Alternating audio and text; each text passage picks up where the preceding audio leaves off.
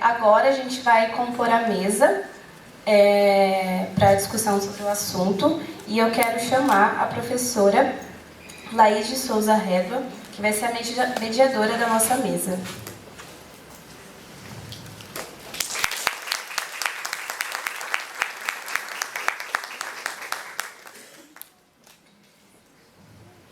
Quero chamar também o professor Dr. Marcos Antônio Silvestre Gomes, do Departamento de Geografia do ELACS da UFTM, que vai falar sobre meio ambiente e sustentabilidade.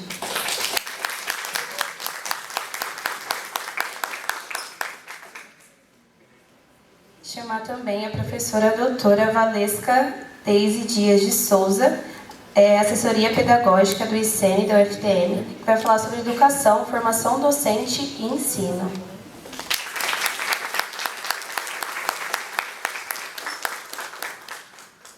Por último, convido o Everton Roberto Costa Nézio, especialidade em genética e biotecnologia, que trabalha na empresa Genial.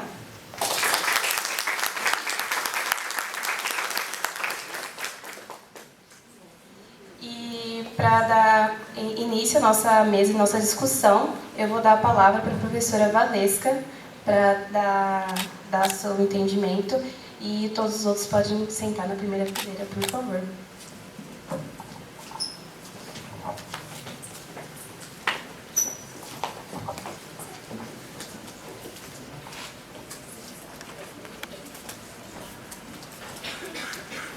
Boa noite para todos vocês. Tudo bem? Então tá bom. Eu inicio agradecendo o convite, né? Motivo de alegria compor aqui com vocês para discutirmos aí essa temática que foi proposta, né? E, inicialmente o convite foi formulado para que a gente discutisse uma temática do tipo meio ambiente, biotecnologia e educação, né? Eu fiquei pensando, como é que a educação se integra aí nessa tríade. E não é difícil a gente responder a isso, né? Para a gente assumir uma postura de conhecimento em qualquer área do conhecimento, em qualquer área de saber, a gente precisa pensar como, com que processos, com que fundamentos.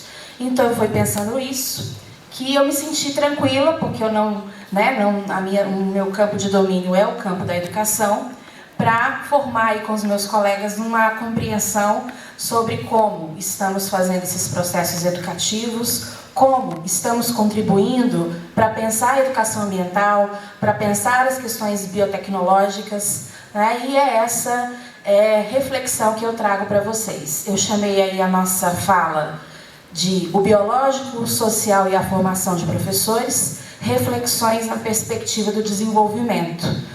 Porque eu vou trazer aqui algumas provocações e algumas questões aí que nos inquietam e que, por muito tempo, a gente não tem conseguido superar as questões que são apresentadas aqui. Tá aí a realidade. É a realidade da educação brasileira.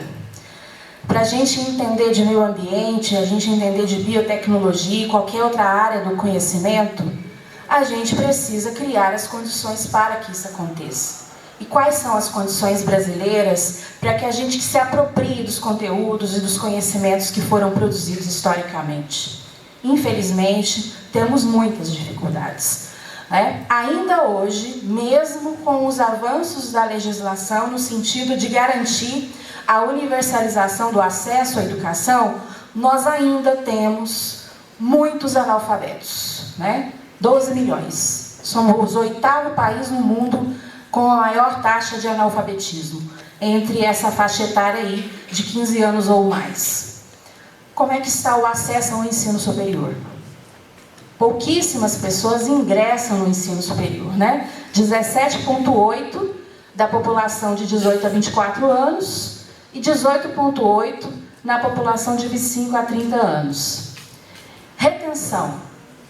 Aí tem um dado do INEP também, né, que demonstra que somos um sistema de ensino, ou vários sistemas de ensino, que na verdade ainda não se articulam, porque os sistemas eles são fragmentados entre si. Essa é uma proposta no nosso Plano Nacional de Educação, de criarmos de fato um sistema de ensino, mas ele não existe. E então, o que demonstra e o que mostra para a gente em relação à retenção é que não estamos sendo eficientes em formar os nossos estudantes. Eles saem, muitos deles saem ao longo do processo. Além disso, e os que ficam? Né? Os que ficam, a gente pode dizer que os que ficam aprendem mal e pouco. São grandes problemas aí em relação a isso. Como é que as pesquisas em educação, então, se comportam para enfrentar essa realidade? A gente sabe que as pesquisas em educação no Brasil, elas são muito recentes do ponto de vista histórico. A gente tem uma pós-graduação em educação que está organizada a partir dos anos 80 no país. E a maioria das nossas publicações na área de educação são pesquisas diagnósticas, que mostram justamente esses dados. E não avançam o mundo muito no sentido da proposição, do encaminhamento, das pesquisas envolvendo situações práticas do ensino. Então, temos muito a caminhar nesse sentido. Então, são pesquisas que não impactam nessa situação, que é uma situação caótica aí ainda da nossa educação brasileira. Então, vejam, somos um país que não inclui as pessoas no processo educativo. As que entram, saem, grande parte delas saem, né? Metade, mais ou menos, em se tratando de educação superior brasileira. As que ficam e vão até o final aprendem mal e pouco, e a gente ainda não tem pesquisa, um campo de pesquisa que ajuda, de alguma maneira, a encaminhar proposições e soluções. Esse é o quadro. Bom, como é que se explica essa situação? Então, eu trouxe aqui algumas abordagens que explicam e justificam um pouco toda essa situação aí que a gente apresentou. E aí a gente traz aí o ponto de vista do biológico. O biológico e os processos formativos. Então, tem algumas justificativas para esse quadro que nós temos da educação brasileira, que dizem que as pessoas não aprendem porque têm problemas cognitivos. Então, é um uso, sim, do pressuposto biológico, que é básico, que é necessário a todas as pessoas. E aí a gente justifica, não aprende, tem dificuldade, tem transtorno, tem distúrbio. Uma moda muito, que cresceu muito nos anos 80, eu vivi essa realidade quando estava na educação básica, foi de esses rótulos ampliarem o processo de medicamentalização entre as crianças. Então foi a onda do uso da Ritalina. Menino tem problema, menino está com distúrbio, tem que usar a Ritalina. É hiperativo, tem que usar a Ritalina. Então, é uma justificativa. Não aprende, vamos dar medicamento. Infelizmente, a gente vê essa situação agora crescendo no ensino superior também. Também uma explicação para os problemas de ensino-aprendizagem do ponto de vista dos distúrbios cognitivos. Eu trouxe a imagem do Coringa, que é um filme impactante, que mostra aí como é que a gente está produzindo insanidade coletiva. Então, para a gente entender como é que se justifica esses problemas aí do ponto de vista, como é que o biológico está sendo utilizado para justificar os problemas da educação. Tem uma justificativa do senso comum que vocês conhecem bem, né? Vocês adorariam, todos nós, aprender por osmose, né? Quem já ouviu essa expressão? É uma expressão bem do senso comum. Ai, que delícia seria eu dormir em cima do livro e acordar sabendo tudo, sem esforço. Então, é uma utilização coloquial, comum, para explicar os nossos problemas de ensino-aprendizagem. Embora não tenha uma justificativa científica, são também justificativas que estão aí no nosso meio, na nossa convivência. E o social? O social também é utilizado para justificar os nossos problemas educativos. Não aprende porque tem um problema social. Então, aí está a nossa situação aí, que de fato é uma preocupação grande, temos uma desigualdade muito grande, e aí a gente justifica, que aprende quem tem condições sociais para isso. E os demais? Então, eles não têm problema, eles têm problema, aí a gente cria uma situação, um ciclo vicioso de exclusão, né? Que normalmente ficam fora desse processo aqueles que, teoricamente, de acordo com essa justificativa, não têm as condições financeiras para aprender. Tem aí uma tirinha da Mafalda, né? Que é a crítica, né? A menina crítica do Quino, que mostra pra gente como é que é essa educação excludente, né? Tá lá aprendendo o que é uma sala de estar. Não sei, mãe, o que é sala de estar. É livre, minha filha. Ah, mãe, entendi, agora entendi, né? Por que eles não explicam isso, né, de acordo com a nossa língua? É a língua de quem? Né? Então, a Mafalda está aí para fazer a crítica em relação a essa justificativa dos problemas educativos pela via do social. Uma outra fala, né? Uma outra justificativa, uma outra expressão muito frequente aí nos nossos meios. Não aprende porque não se esforça. Tá aí, né? Isso é muito comum na educação básica, nas aulas de reforço. Mas é engraçado, né? Se a gente não aprende, a gente vai reforçar o quê? Então, aí tem um aluno, né, que aparentemente estudou bastante, dedicou lá um tempo dele a estudar, e no fim do estudo não consegue nem perceber se aprendeu. Então, algum problema aí, né? Ele se esforçou. Ele pode até não saber o que precisava fazer para estudar, mas há um esforço. Mas, infelizmente, a fala é que não aprende porque não se esforça. Tem aí os que são, aos poucos, excluídos, né? São reprovados, e acabam entendendo que o espaço escolar não é um espaço para ele, são convidados a se retirar. Tem aqui uma crítica também a alguns processos avaliativos, né? Tem aí a provinha de um professor, muito justa, em que todos os animais eles precisam submeter aí uma avaliação. A prova é escalar uma árvore. Muito justa, né? Olha só a diversidade dos animais, coisas que normalmente a gente não considera. Bom, o que eu quero dizer com essas abordagens? A gente precisa pensar sobre isso porque a gente precisa, de fato, tentar criar ideias, formulações, movimentos internos em relação às pessoas que estão dedicadas aos processos educativos, para a gente perceber outras possibilidades. Então, em relação a essas abordagens que eu apresentei anteriormente, como é que a gente pode avaliar essas abordagens, né? Elas reduzem a complexidade do processo formativo. Não dá para explicar isso por uma vertente ou outra vertente. Isso se trata de um problema interdisciplinar. E isso significa que para a gente tentar minimamente enfrentar o problema e pensar em encaminhamentos e soluções, a gente, se não aprendeu, vai precisar aprender a dialogar com pessoas de áreas diferentes, que às vezes não são muito confortáveis para o meu jeito de ter sido formado, com o meu método de pesquisa que eu desenvolvi. Né? O que aquela pessoa está me dizendo? Eu não entendo nada do que ela diz. É muito teórica, né? Tem algumas coisas desse tipo.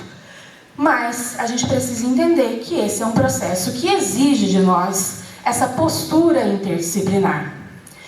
Além disso, são abordagens que apresentam concepções excludentes, autoritárias. Né? A gente ouve muito isso. O problema é seu se você não aprende. Não tenho nada com isso. Você não tem perfil, melhor escolher outra coisa, melhor ir trabalhar. Então, eu fico com aqueles que eu considero que têm, né, as condições consideradas as ideais para aprender. Os demais, né, que se mandem e vão procurar outra coisa para fazer. Concepções autoritárias, né? Infelizmente, isso ainda existe, é recorrente nos nossos meios formativos e educacionais. Você é burro, isso pode até ser falado de outras formas, né? Formas até mais bonitas, mas no fim tem esse sentido. Fala quem pode, obedece quem tem juízo. Dei uma aula maravilhosa hoje, falei os 50 minutos. Ou seja, nem tomou conhecimento de quem estava. Né? Todo aluno é preguiçoso, sem compromisso e irresponsável. Então, a gente convive com essas justificativas para os problemas educacionais. Essas abordagens, elas estão amparadas em dois tipos de formação de professores. Quais os dois tipos que fundamentam a nossa formação de professores e toda a nossa educação? Principalmente essas duas escolas, a escola tradicional e a escola ativa. A gente não avançou muito, aliás, a gente avançou muito pouco, se a gente for considerar o advento da escola nos moldes que a gente conhece desde a modernidade, né? Desde a Revolução Francesa. Avançou muito pouco. Principalmente nós temos ainda esse modelo de escola tradicional, que é uma escola em que a ênfase é o professor. Ele é o detentor do conhecimento. Ele ensina, cabe ao aluno aprender. Não é uma relação dos dois, não. Eu faço a minha parte e você, eu não sei como é que você está fazendo isso. Essa é a ideia. A principal referência, o principal método aí para aprender é memorização nessa escola. A nota é o parâmetro de aprendizagem. O aluno, ele fica quieto, fica parado, O Paulo Freire fala que é o modelo da escola bancária, em que eu, quanto menos fazer até ruído na sala de aula, melhor. E olha, ratio studiorum. O que é o ratio studiorum? É o que fundamenta a escola tradicional. É a escola doutrinária, é a escola dos jesuítas. A gente ainda está nesse modelo, em muitas experiências educativas, tanto na educação básica, quanto no ensino superior. Tem outro modelo de formação aí, que é a escola ativa, A gente percebe aí essa preocupação com inovação, com metodologias, Metodologias ativas. Também é um formato aí, é uma perspectiva da formação de professores vigente. Nesse tipo de escola, aí muda totalmente. Nesse primeiro modelo, o foco é o professor. No outro modelo, o foco é o aluno. Ele é o centro. O professor sai um pouco de cena e dá protagonismo para o estudante. Mas o aluno vai aprendendo na tentativa e erro. Então, são proporcionadas experiências para os estudantes e eles vão tentando, até chegarem num objetivo lá que não está muito preciso nesse modelo de formação. Porque não há critérios muito rígidos para isso. Então, ênfase nas metodologias, como se as metodologias de ensino fossem aquelas, principalmente aquelas responsáveis pelo sucesso do processo. São dois tipos de escola que trazem algumas limitações. Vejam, a gente sai de um extremo e vai para o outro. Ensino aqui, aprendizagem aqui. Mas como? Então, o que eu trago para vocês como provocação é a necessidade de superar esses dois modelos. É tentar articular ensino com aprendizagem, numa relação dialética. Professor com aluno. Cada um com o seu papel específico, mas com uma necessidade de articulação o tempo todo. Como é que seria uma escola desse tipo? E quem pensou sobre isso, Antes, eu trago para vocês aqui um dado de uma pesquisa que foi realizada em 2018, que mostra como é que são as referências dos professores. Os professores, eles se formam e atuam a partir de 3 tipos de referência, principalmente. Referências empíricas. O que seria isso? É esse modelo do professor que reproduz a aula do seu professor anterior, do professor da pós-graduação, às vezes até do professor da escola básica, e não sabe muito bem por que ele faz isso. Ele gostava da aula daquele professor que ele tem como referência, mas não explica por que ele sabe e por que ele gosta de repetir essa aula. Ele faz, mas não sabe por que faz. Então, é uma repetição de modelos anteriores. Então, aqueles conteúdos da parte pedagógica que a gente estuda nos cursos de licenciatura, eles não impactam a atuação. Numa pesquisa que eu fiz com professores universitários, eu ouvi isso deles. Quando eu fui atuar, isso na fala deles, quando eu fui atuar na educação básica, depois que eu terminei a licenciatura, eu não sabia o que eu fazia na sala de aula. Então, aquele conhecimento pedagógico, ele não repercutiu, ele não me fez pensar alternativas do que fazer. Qual era a referência dele para ensinar qualquer conceito? A aula que ele recebeu para aprender aquele conceito. É a referência mais forte. né? E aí eles vão reproduzindo isso em todos os níveis de ensino. Educação básica, superior, pós-graduação, não se rompe esse ciclo. Uma outra referência é a memorizada, que também apareceu muito nessa pesquisa, que é esse tipo do professor que ele tem um discurso de reflexão, de inovação, de atividade para o aluno, mas a aula dele não mostra isso, né? Há uma incoerência entre o que se diz e o que se faz, né? Ele não chegou lá, ele não consegue articular o fazer e o pensar. Ele pensa, mas não faz, né? Então, precisa de um caminho ainda para chegar nessa outra referência que a gente chama de referência da praxis, que é aquela atuação que de fato ela é consciente. Bom, eu organizo didaticamente o ensino assim, porque eu li esse ou aquele autor, e a partir dessas leituras eu me apropriei desse conhecimento e entendo que a minha didática tem que ser X. Aí eu atuo, eu percebo que essa organização ela ainda não é suficiente porque eu quero alcançar e eu mudo.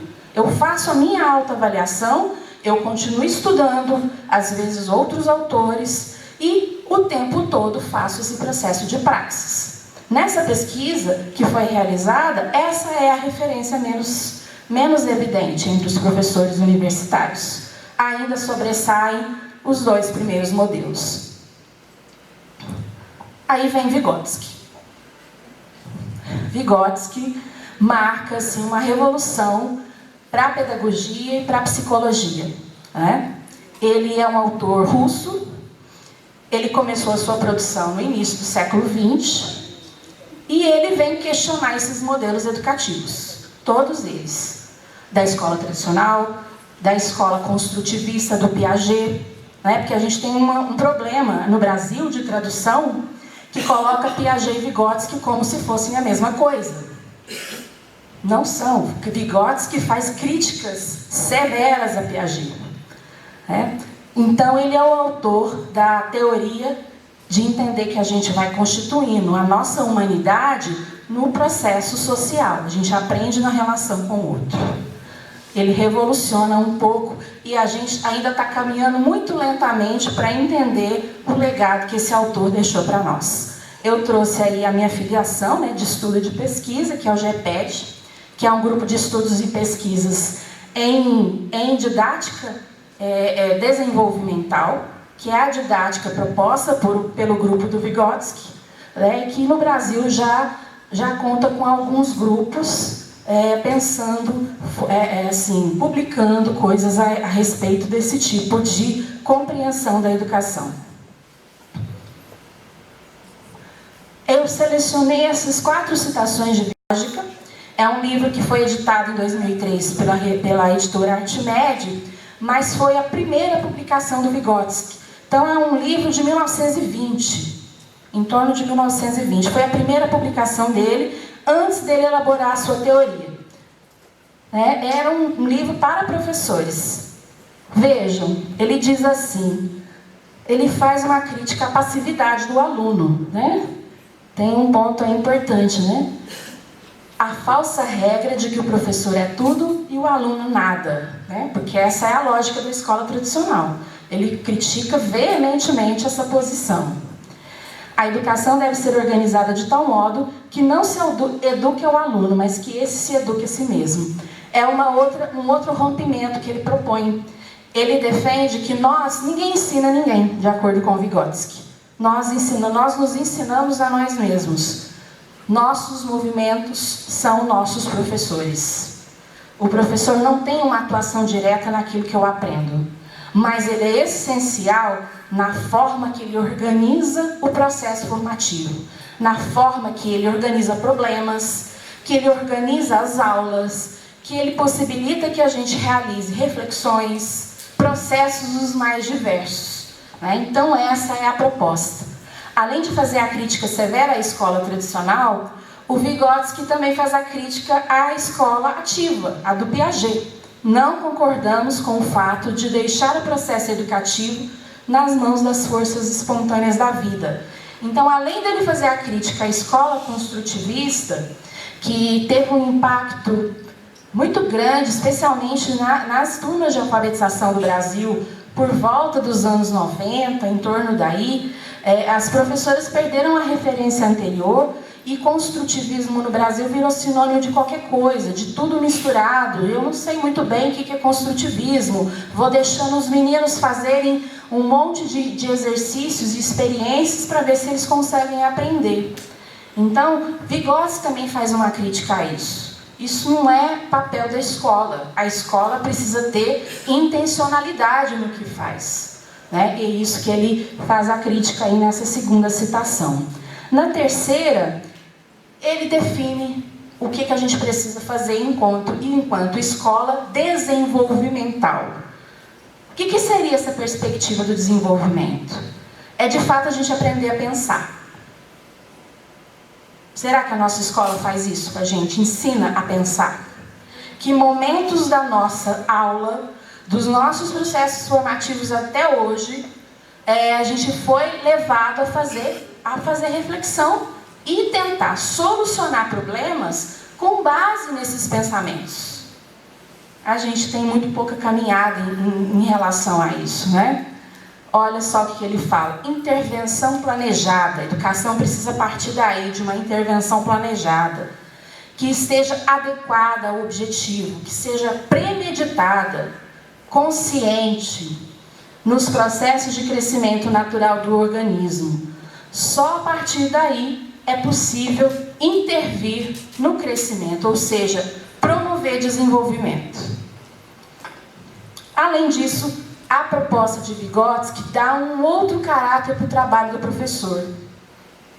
Esse professor aqui é cada vez mais necessário. O professor que apresenta conteúdo e acha que acabou ali o seu papel, esse é um professor que a gente não precisa dele mais. Porque vocês muito bem sabem, né? Os conteúdos estão disponíveis aos montes, em todos os tipos, por todas as vias, né? Com conteúdos até muito bem elaborados. Então, o professor, na perspectiva do Vygotsky, não é esse que apresenta um bloco de conteúdo, é muito mais. É aquele que organiza o meio social educativo. Ele cria situações para que a gente pense, para que a gente se debruce num objeto de conhecimento e caminhe para o seu desenvolvimento. Pode passar. Uma escola desenvolvimental, então, o que seria? A gente tem essa escola? Não tem. A gente tem muito mais a escola tradicional. Algumas experiências de uma escola ativa, mas essa passa longe. Então, a minha proposta e provocação aqui é a gente pensar nessa perspectiva da escola desenvolvimental. O que ela teria? Né? É uma escola que elabora projeto, planejamento, plano, com base em diagnósticos do nível de aprendizagem dos alunos. Não aprendemos a fazer isso. Fazemos planejamentos genéricos, sem saber quem são as pessoas reais que a gente vai conviver. Onde elas estão do ponto de vista do conhecimento? Não sei. Né? É uma massa. Eu apresento um bloco, não penso dessa perspectiva com o planejamento. A escola desenvolvimental, ela demanda isso. O planejamento numa escola desenvolvimental, ele é absolutamente necessário. É preciso investir tempo nesse sentido. A escola não faz, muitas vezes, ela delega essa questão do planejamento a algo burocrático, ela desvaloriza, ela desqualifica o planejamento. Ele é utilizado com essa lógica. Na perspectiva desenvolvimental, tem um autor que é, inclusive, discípulo de Vygotsky, Leontiev, que é um outro autor que vale a pena estudar, que traz aí para nós a teoria da atividade. Então, é pensar um objetivo e pensar como que eu posso, intencionalmente, atingir esse objetivo. O planejamento, nessa perspectiva, segue essa ideia da teoria da atividade, que não é um conceito de atividade que a gente tem. Ah, vou fazer uma atividade. Não. Isso pode, às vezes, ser uma ação que eu vou realizar. Na perspectiva do Leontiev, isso não é uma atividade. Além disso, É uma escola que provoca, problematiza, relaciona os conteúdos com a realidade, demanda a aplicação do conteúdo em situações cotidianas, faz crítica ao conteúdo, reorganiza o conteúdo, produz novos conteúdos. É o tempo todo uma escola em movimento. Não se sustenta nessa exposição do conteúdo e na consequente fixação mecânica dele, e nem no uso neutro de metodologias, como se elas resolvessem o problema da educação. Não é essa a escola desenvolvimental. Além disso, ela atua na zona de desenvolvimento próximo, e não na zona de desenvolvimento real, que é um outro capítulo à parte de Vygotsky, né? A escola, de acordo com ele, atua no real, no que o aluno já sabe.